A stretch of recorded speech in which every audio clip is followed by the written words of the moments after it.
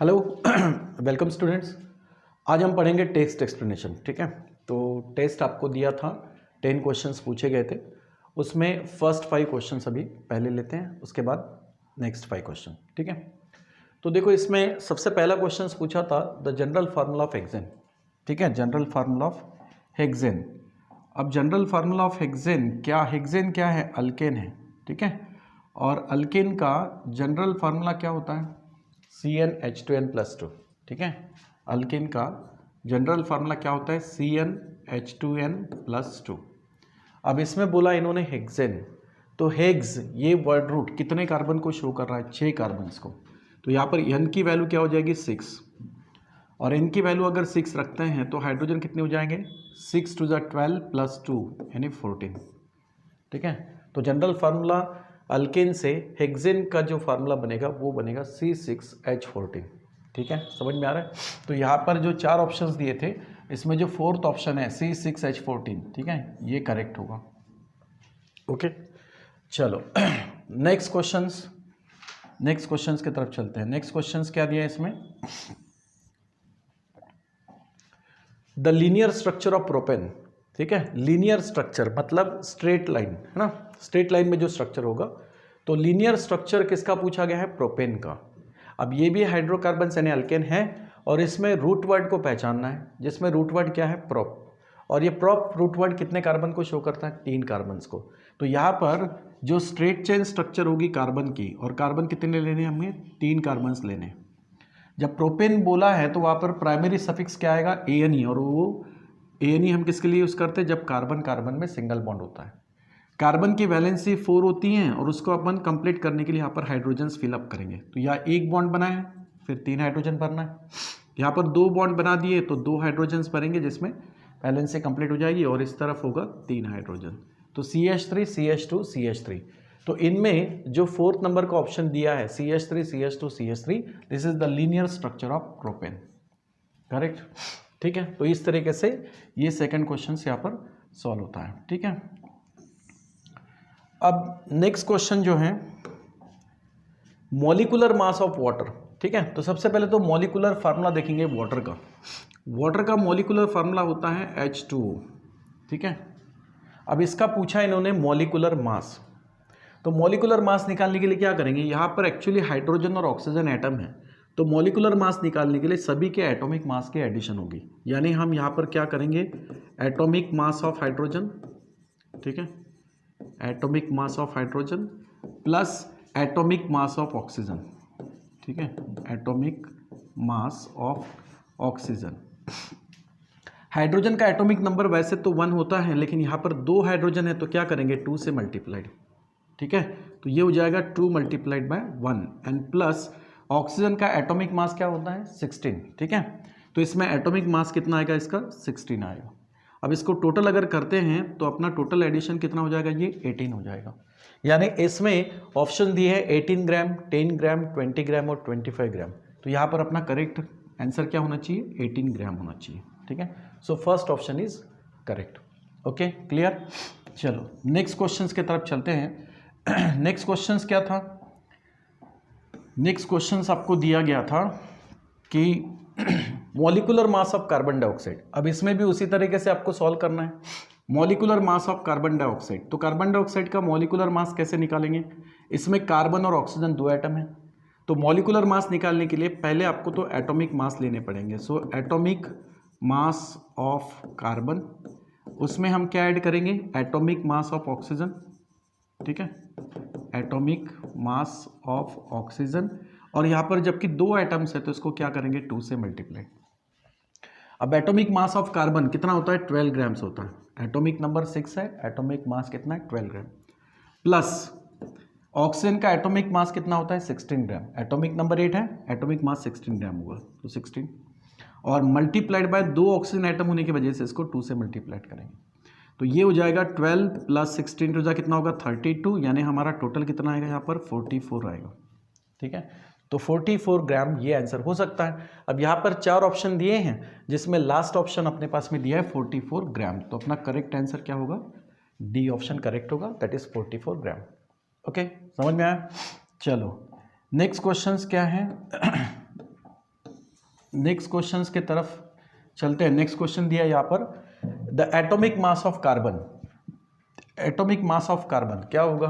Carbon का atomic number 6 होता है, लेकिन एटॉमिक मास उसका ट्वाइस यानी कितना होता है? 12 ग्राम। तो यहाँ पर एटॉमिक मास ऑफ कार्बन क्या होना चाहिए? 2, 8, 12 और 14 ये दिया है। तो करेक्ट ऑप्शन अपने लिए क्या होगा? अभी हमने जैसे कार्बन डाइऑक्साइड में देखा, तो एटॉमिक मास ऑफ कार्बन क्या होगा? 12। करेक्ट, ठीक है। तो ये इस तरीके से 5 क्वेश्चन यहाँ पर सॉल्व हुए हैं। अब नेक्स्ट 5 क्वेश्चन क्या हैं वो देखते हैं। 6 नंबर का क्वेश्चन पूछा था, the atomic mass of hydrogen peroxide. ठीक है, हाइड्रोजन पेरोक्साइड। तो सबसे पहले हाइड्रोजन पेरोक्साइड का मॉलिक्यूलर फार्मूला देखते हैं। ठीक है, हाइड्रोजन पेरोक्साइड। हाइड्रोजन पेरोक्साइड का मॉलिक्यूलर फार्मूला क्या होता है? यहाँ पर H2O2। ठीक है, H2O2 इसको बोलते हैं अपन हाइड्रोजन पेरोक्साइड। ठीक है, यहाँ पर पेरोक्साइड लिंक होता है किस तरीके से? देखो यहाँ पर hydrogen, oxygen, oxygen and then hydrogen, ये जो होता है इसी को बोलते हैं पेरोक्साइड लिंकेज। तो हाइड्रोजन पेरोक्साइड का यहाँ पर मॉलिक्यूलर फार्मूला बनता है H2O2। अब पूछा गया इसमें the atomic mass of hydrogen peroxide. ठीक है, तो यहाँ पर इसका हाइड्रोजन पेरोक्साइड का एटॉमिक मास, एटॉमिक मास होगा क्या? मॉलिक्यूलर मास होगा। ठीक है, क्योंकि यहाँ पर हाइड्रोजन पेरोक्साइड ये एक मॉलिक्यूल बना हुआ है एटम से, और कौन कौन से एटम है इसमें? हाइड्रोजन और ऑक्सीजन है। ठीक है, तो इसमें हम एटॉमिक मास नहीं बोलेंगे, क्या बोलेंगे? मॉलिक्यूलर मास बोलेंगे। पूरे कंपाउंड्स का पूछा है तो वहाँ पर एटॉमिक नहीं चाहिए, मॉलिक्यूलर मास चाहिए, molecular mass of hydrogen peroxide. ठीक है, अब क्या होगा यहाँ पर 2 हाइड्रोजन है तो हम लिखेंगे यहाँ पर एटॉमिक मास ऑफ हाइड्रोजन। ठीक है, एटॉमिक मास ऑफ हाइड्रोजन, उसमें हम ऐड करेंगे atomic mass of oxygen, atomic mass of oxygen. लेकिन कितने एटम है वो भी ध्यान देना है। यहाँ पर 2 हाइड्रोजन है तो इसको 2 से मल्टीप्लाइड करना है, और ऑक्सीजन भी यहाँ पर 2 एटम्स है तो इसको भी 2 से मल्टीप्लाइड करना है। ठीक है, तो एटॉमिक मास ऑफ हाइड्रोजन 1 होता है तो 2 मल्टीप्लाइड बाय 1, और इसमें हम ऐड करेंगे एटॉमिक मास ऑफ ऑक्सीजन कितना होता है? 16। ठीक है, तो 16 और मल्टीप्लाइड बाय करेंगे 2। ठीक है, तो 2 + 1 2 × 1 2 होगा, 16 मल्टीप्लाइड बाय 2 32 होगा। तो इसका करेक्ट आंसर कितना आएगा? 34 आएगा। ठीक है, अब यहाँ पर फर्स्ट ऑप्शन ही दिया है 34 ग्राम, तो अपने लिए यहाँ पर हाइड्रोजन पेरोक्साइड का जो मॉलिक्यूलर मास आएगा वो 34 ग्राम आएगा। ठीक है, क्लियर? तो ये फर्स्ट आंसर इसका करेक्ट होगा। चलो नेक्स्ट क्वेश्चन की तरफ चलते हैं। तो नेक्स्ट क्वेश्चन यहाँ पर क्या दिया है? The compound carbon along with hydrogen is called. और देखो ऑर्गेनिक केमिस्ट्री में जब शुरुआत होती है तो हाइड्रोकार्बन से ही शुरुआत होती है, उसी से फिर बाद में केमिकल रिएक्शंस होने के बाद कुछ नए ग्रुप ऐड हो जाते हैं, रिप्लेसमेंट होता है हाइड्रोजन का, और ऑर्गेनिक कंपाउंड्स का फॉर्मेशन होता है। लेकिन जो पेरेंट होते हैं हमारे लिए वो हाइड्रोकार्बन्स होते हैं, और प्योर हाइड्रोकार्बन्स में कार्बन्स के साथ क्या होता है? हाइड्रोजन। हाइड्रोकार्बन एक फैमिली है। ठीक है, समझ में आ रहा है?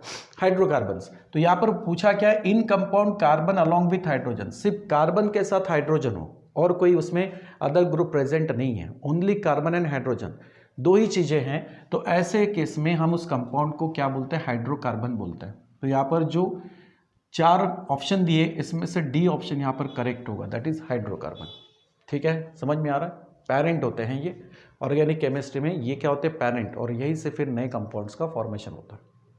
चलो नेक्स्ट क्वेश्चन है molecular weight of acetic acid. 8 number का क्वेश्चन क्या है? Molecular weight of acetic acid. तो सबसे पहले तो एसिटिक एसिड का हमें यहाँ पर स्ट्रक्चर देखना पड़ेगा। ठीक है, एसिटिक एसिड का फार्मूला, मॉलिक्यूलर फार्मूला उससे भी समझ में आ जाएगा। एसिटिक एसिड, इसका मॉलिक्यूलर फार्मूला क्या होता है? CH3COOH। ठीक है, CH3COOH, ये इसका मॉलिक्यूलर फार्मूला हुआ। अगर स्ट्रक्चरली देखते हैं तो यहाँ पर क्या होता है? कार्बन एक ऑक्सीजन के साथ में डबल बॉन्डेड होता है, डबल बॉन्ड से जुड़ा हुआ रहता है, ये इसका स्ट्रक्चरल फार्मूला हो गया, ये इसका मॉलिक्यूलर फार्मूला है।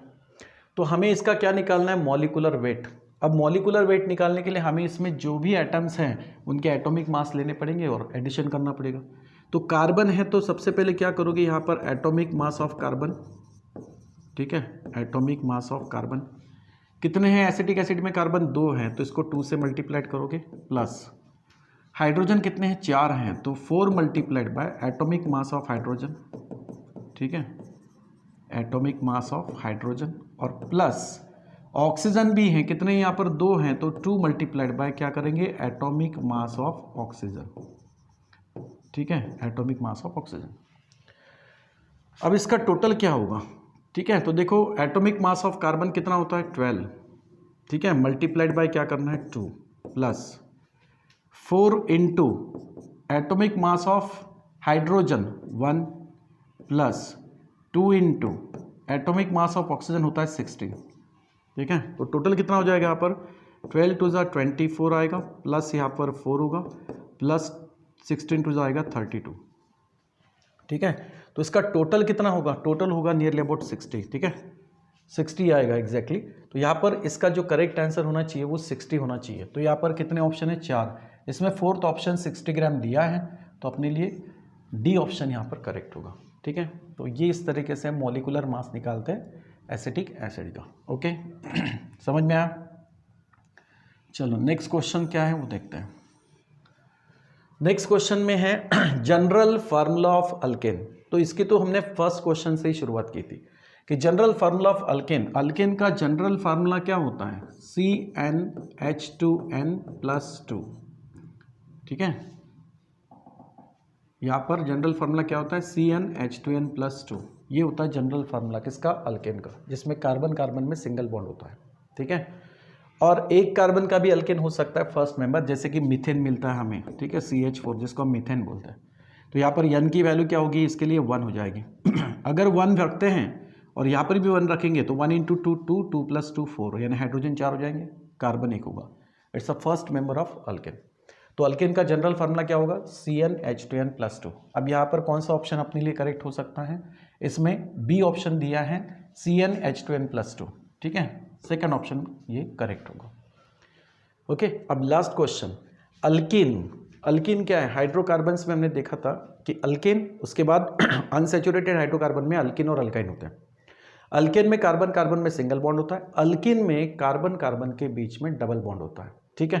तो यहाँ सवाल ये किया है कि इन अल्कीन कार्बन कार्बन प्रेजेंट, ठीक है, ब्लैंक देन बॉन्ड, तो क्या हो सकता है, कौन सा बॉन्ड होगा। अल्कीन जब वर्ड दिया है, ठीक है, तो यहाँ पर क्या समझ में आएगा कि कार्बन कार्बन में क्या होना चाहिए, डबल बॉन्ड होना चाहिए। तो यहाँ पर बी ऑप्शन अपने लिए करेक्ट होगा, ठीक है, दैट इज डबल बॉन्ड।